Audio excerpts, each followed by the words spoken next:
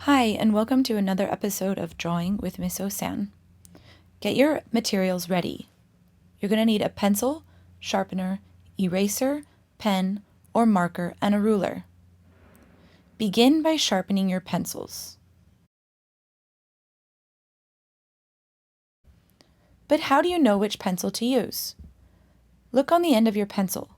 You should see a marking that says 6B, HB, 2H, and so on. These cut letters tell you what kind of degree of hardness or blackness that pencil is. Pencils with letters B are better for shading. They're darker. The graphite is a little softer and therefore darker. Pencils with the letter H are harder and therefore lighter, so those pencils are better for sketching. But don't worry too much if you don't have a special pencil. Just use what you have. On a piece of paper, draw 2 rows divided into 6 boxes each. The first row is going to be for shading with pencil, and the second row is going to be shading with pen or marker. Next, label the boxes 0 through 5.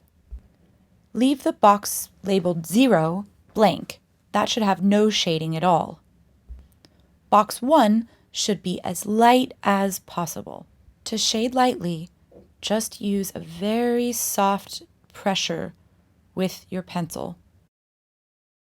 Next, move on to shading the darkest box.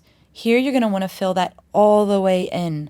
I'm using the side of my pencil to shade very smoothly.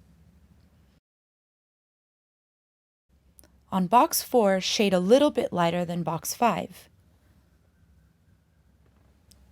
Try your best not to show any pencil lines. Continue on shading lighter and lighter until you get all the way through box 2. You might need to go back and darken previous boxes to make the gradient scale continuous from dark to light and make it look even. Okay, finally, when you're done, you can tidy it up if you like, and now you're ready to move on to using marker. You can choose to use black pen or marker. Begin here with the darkest box. You want to fill that all the way in.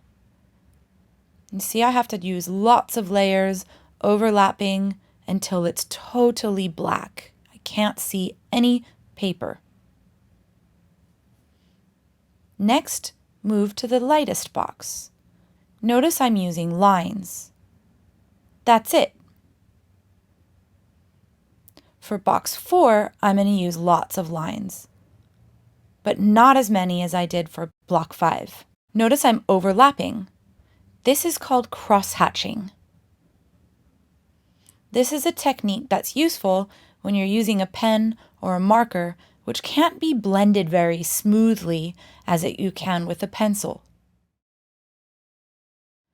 You can notice I'm shading using lots of lines overlapping, and sometimes the lines are a little wider apart to make it even lighter, or closer together to make it darker. Okay? Now you know what I mean when I say use a full range of tone.